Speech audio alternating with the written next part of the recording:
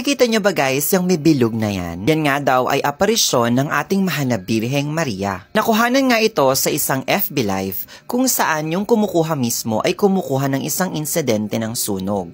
At nung gumalaw nga yung kanyang cellphone ay nakuhanan niya nga ang figure na ito. Marami ang naniniwala guys na ito nga daw ay ang mahal na Birheng Maria.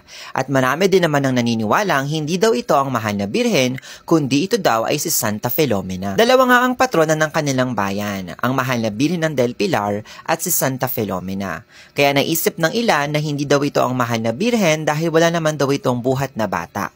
Kaya naisip agad nila na ito nga ay si Santa Filomena. Kayo guys, sa tingin ninyo, ito nga kaya ay totoong aparisyon ng mahal na Birheng Maria o ni Santa Filomena? O ito ay isang kathang isip lamang dahil sa nangyayaring ang insidente ng sunog noong mga oras na yun? Sabi ko nga lagi guys, ang aparisyon po ay napakahabang proseso pa para mapatunayan o maaprubahan ng simbahan.